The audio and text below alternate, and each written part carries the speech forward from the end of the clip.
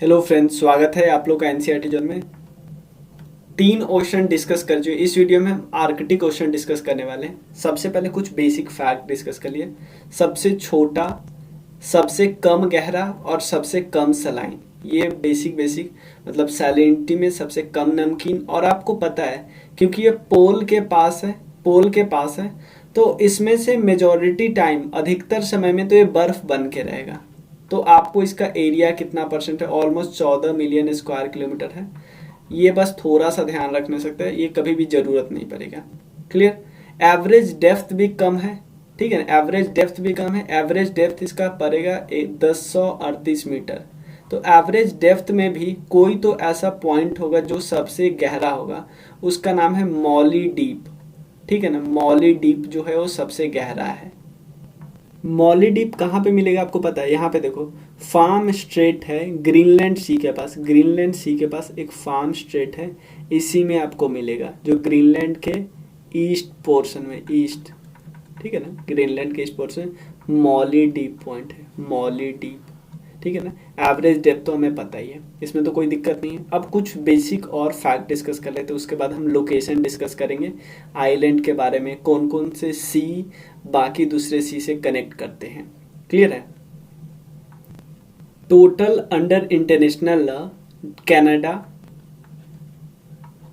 उसके अलावा Denmark, Norway, रसिया और यूएसए। नॉर्वे का कुछ पॉइंट है। ग्रीनलैंड जो है ना वो डेनमार्क का एक ऑटोनमस रीजन है, ये आपको पता होना चाहिए।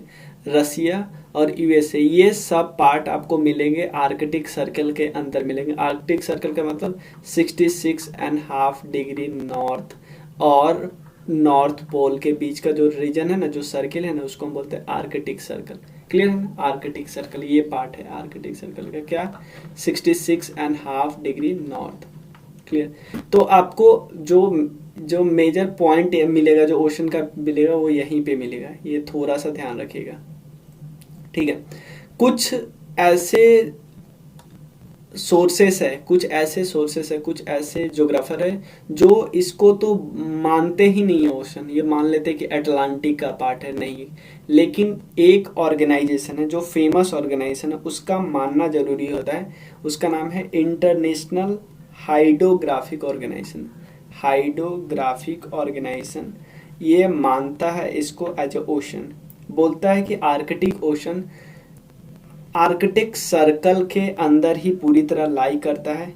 ऑलमोस्ट सर्कुलर बेसिन है इसका, ये ध्यान रखिएगा।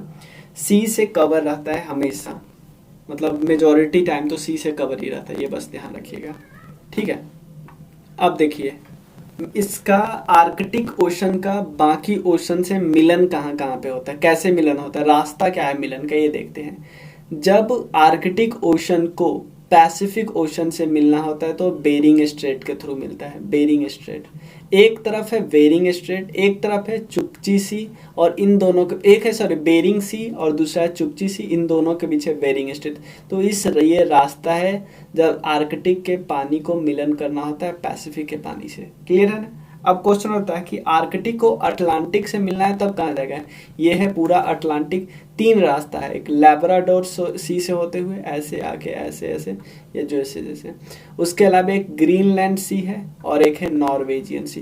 तीन रास्ता है किसका, किस किस के मिलन के लिए? अटलांटिक और आर्कटिक के मिलन के लिए तीन रास्ता है। क्लियर है ना। तो इन्हीं दोनों से मिलता है और तीसरे किसी से नहीं मिलता है, ना नीचे वाले ओशन से, सदर्न ओशन से, और ना इंडियन ओशन से मिलता है, ये तो हमें पता ही है। तो दो से मिलता है, दोनों का रास्ता हमने देख लिया। बेरिंग स्ट्रेट, इधर है चुपची सी, इधर है बेरिंग सी, और ये है बेरिंग स्ट्रेट। इसी से होके आपको पता ना इंटरनेशनल डेट लाइन गुजरता है ऑलमोस्ट, ठीक है। चलिए दो टॉपिक अभी और डिस्कस करना है, उसके बाद एक और टॉपिक डिस्कस करना है। पहले है एक सेल्फ, सेल्फ के बाद हमें डिस्कस करना है बेसिन, और बेसिन के बाद हमें डिस्कस करना है मार्जिनल सी। जब हम सेल्फ डिस्कस करेंगे, सेल्फ का मतलब क्या होता है? कॉन्टिनेंटल सेल्फ का आपने सुना है, जैसे एक होता है ओशन और एक होता है कॉन्टिनेंट। तो कॉन्टिनेंट, जैसे यहाँ पे कॉन्टिनेंट जब ओशन की तरफ जाने वाला होता है, मिलन जो होता है, तो ये यहाँ होता है, उसको बोलते हैं जब कॉन्टिनेंट स्लाइड करना, उसको सबसे पहले चीज को बोलते हैं कॉन्टिनेंटल शेल्फ। उसके बाद बोलते हैं, इसको बोलते हैं स्लोप, कॉन्टिनेंटल स्लोप। और जब ओशन में एकदम मिल जाता है उसको बोलते हैं राइज। तो हम बोलते हैं कॉन्टिनेंटल शेल्फ, स्लोप और राइज। तो शेल्फ की बात करते हैं। जो मेजर दो शेल्फ है, एक है कैनेडियन आर्कटिक शेल्फ, जिसका पार्ट कौन कौन है मैं बताता हूँ। एक सेकेंड,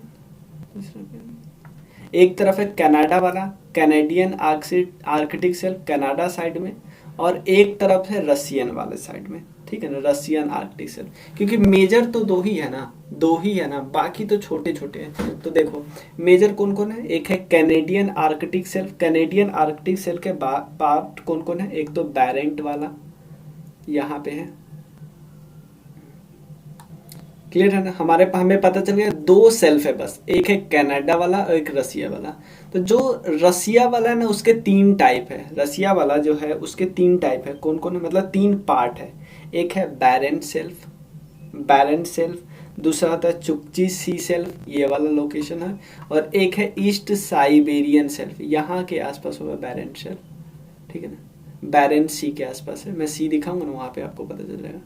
यहाँ पे ना मैंने बोला ना बैरेंट सी है, इसी के आसपास है बैरेंट सेल्फ, ठीक है।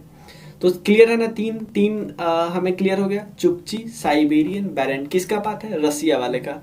और जो कनाडा वाले है उसको हम एक ही साथ करते हैं, उसके भी कुछ पार्ट है, जैसे ब्यूफोर्ट सेल्फ, लिंकॉन सेल्फ, ये सब है उसके पार्ट, ठीक है। ये ध्यान रखिएगा, ये याद रखिएगा। चुकची है जो डिवाइड करता है किस किस को, रसिया को और अलास्का को डिवाइड करता है, ये याद रखिएगा। एक चीज और याद रखिएगा, जो ईस्ट साइबेरियन सेल्फ है ना, वो लॉन्गेस्ट सेल्फ है पूरी दुनिया में। क्लियर ना, कोई दिक्कत है इसमें बताइए। तो चलिए क्या क्या था, सेल्फ दो है, एक है रसिया, एक है कनाडा।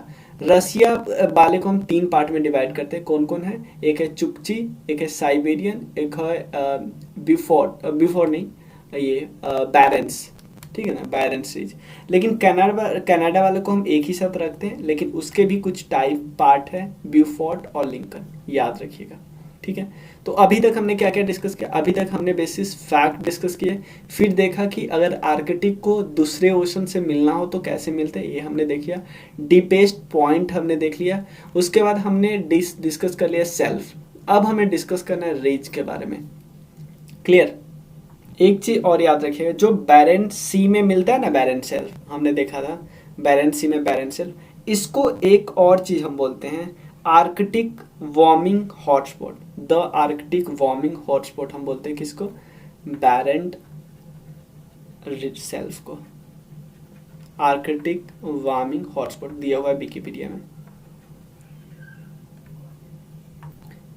सेल्फ में कोई प्रॉब्लम नहीं। अब चलिए रीज डिस्कस करते हैं। देखो मेजर जो रीज आपको यहाँ पे दिखेगा, मेजर जो मिड ओशनिक रीज होती है, रीज कैसे बनती है, रीज हमें पता है ना, जब दो प्लेट आपस में दूर जाते हैं तो यहाँ पे नीचे से वोल्केनो आते हैं और एक छोटा छोटा माउंटेन लाइक स्ट्रक्चर बनाते हैं, उसको बोलते हैं रीज। और रीज के पास का जो रॉक होता है ना, वो यंगेस्ट होता है, याद रखना है। धीरे धीरे जितना दूर जाओगे आपका एज, मतलब सॉल्ट का, रॉक का एज इंक्रीज होता जाएगा। यानी यहाँ पे जो आया वो बच्चा है इसके रिस्पेक्ट में, ठीक है। तो यहाँ पे जो तीन मेजर रीज है, एक है क्या नाम है, ये है लोमोनोसोव, एक है लोमोनोसोव, एक है ये वाला यहाँ पे गकाल, और एक है अल्फा, ठीक है ना। एक से मुझे थोड़ा हाइलाइटर लेने दीजिए, अल्फा, लोमोनोसोव और एक है गकाल, ठीक है। अब देखो ये एक होता है रीज, ध्यान देना, एक होता है रीज, मान लो ये थोड़ा साइड, तो इन दोनों प्लेट को क्या बोले, इनको बोलते हैं बेसिन। बेसिन जो रिलेटिवली थोड़ा कम हाइट का होता है, बिल्कुल प्लेन होता है। तो हम ऐसा बोल सकते हो भाई इस रीज ने एक भयंकर काम कर दिया है, एक होता है अमरेशियन बेसिन और यूरासियन बेसिन, दोनों को डिवाइड कर दिया है। ऐसा बोल सकते हो कि लोमोनोसोव रिज ने आर्कटिक बेसिन को दो पार्ट में डिवाइड कर दिया, एक है यूरासियन वाला साइड और एक है अमरेशियन वाला साइड, अमेरिका वाला साइड, एक है यूरासियन वाला साइड। इसमें कोई दिक्कत है, ये बहुत, लोमोनोसोव रिज बहुत लंबा है, ऑलमोस्ट 1800 किलोमीटर लंबा है, ठीक है। अब जो यूरासियन बेसिन है वो किस किस से बाउंड्री बनाता है, यूरासियन बेसिन एक तरफ तो लोमोनोसोव रिज है, दूसरी तरफ है रसिया और ग्रीनलैंड। ये सब तो नॉर्मल बात है, ये सब तो आप पिक्चर देख के बता सकते हो। यहाँ पे बैरेंट सी है, ये भी हम थोड़ा ध्यान रख सकते हैं। कारा सेल्फ है, ये भी थोड़ा ध्यान रख सकते हैं, ये बात सब ध्यान रख सकते हैं। चलिए उसके बाद हम बात करते हैं इसकी बात, जो गैकाल है। गैकाल इस ये किस किस को पार्ट है, ये देखो गैकाल दो को पार्ट बांटता है। एक तरफ है ये एमर्सन बेसिन और एक है नानसेन बेसिन। गैकाल दो को टूटता है, एक है एमर्सन बेसिन और एक है नानसेन बेसिन। कोई दिक्कत नहीं ना, ठीक है। जो अब एक चीज और याद रखना है, जो गैकाल रेंज है ना उसी के आसपास, गैकाल रेंज है उसी के आसपास स्थिर है, जो हमारा नॉर्थ पोल है उसी के पास आसपास स्थिर है, ठीक है। इसके बाद एक और चीज है अल्फा रिज। अल्फा रिज किसके, एक तरफ तो कनाडा है, कनाडा का वाला पार्ट हम बोल सकते हैं, जो एसलमेर आइलैंड्स वगैरह है या बैंक्स आइलैंड्स, और एक तरफ से लोमोनोसोव रिज। तो अल्फा बेसिन वाला हमारे पार्ट हो गया। अल्फा बेसिन के पार्ट पास में ही एक है मैकरोव बेसिन। तो ये पिक्चर काफी बेहतरीन है, पिक्चर जिसमें हमें काफी इंफॉर्मेशन पता चल जाता है। एक है रिज जिसको बोलते हैं लोमोनोसोव रिज। उसके अलावा ये दो बेसिन को दूर बांटता है, अमेरिकन बेसिन और एक है यूरासियन बेसिन। उसके अलावा एक और हमने देखा था रिज जिसका नाम है गैकाल रिज, और एक हमने देखा था अल्फा रिज, ठीक है ना। ये फेमस तीन है। इसके अलावा एक ये भी है मेंडलीव रिज, ठीक है, मतलब अल्फा रिज का ही पार्ट है मेंडलीव रिज, ये ध्यान रख सकते। चुकची प्लेट्यू हमने देखा था, चुकची सेल्फ यहाँ पे है, यहाँ पे चुकची सी भी है, याद रखिएगा। ये है बेरिंग स्ट्रेट और यहाँ पे है बेरिंग सी, ठीक है ना। कारा सेल्फ वगैरह सब ध्यान रख सकते हैं, लिंकन सेल्फ ध्यान रख सकते हैं। यहाँ पे ग्रीनलैंड है, एल्सरमेर आइलैंड है, बैंक्स आइलैंड है, ठीक है। और जो ईस्ट साइबेरियन है ना, यहाँ पे बहुत ज़्यादा वायल वगैरह मिलता है, तो आपको पता है बहुत ज़्यादा, ये इसके बारे में थोड़ा याद रखिए। ये है डीपेस्ट बेसिन भी है, ठीक है। और एक चीज़ और याद रखिएगा कि यहाँ पे बहुत ज़्यादा तेल की खुदाई होती है, ठीक है ना, बहुत ज़्यादा तेल मिलता है। अब चलिए एक और पिक्चर है लास्ट, ये सब तो हम डिस्कस कर चुके हैं। कुछ आइलैंड है उसको हमने देख लिया था, उसी में एक है वारंगल आइलैंड, ग्रीनलैंड तो हो ही गया, ठीक है ना। एक पिक्चर और हम डिस्कस कर लेते हैं। दो रास्ता है, इसको हम बोलते हैं, एक रास्ता देखो ये दोनों को, ये पैसिफिक है, पैसिफिक से अटलांटिक मिलाना है, इसी से होके जाता है, इसको बोलते हैं नॉर्थ वेस्ट पैसेज। ध्यान देना, नॉर्थ वेस्ट पैसेज ऐसे जाएगा ऐसे। एक है नदन सी रूट, जो दोनों का काम क्या है, बस पैसिफिक से अटलांटिक को हमें मिला दो।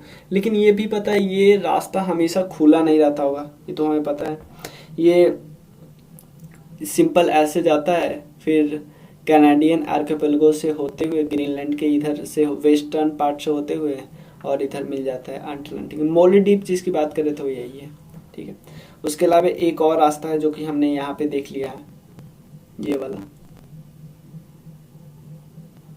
क्लियर है।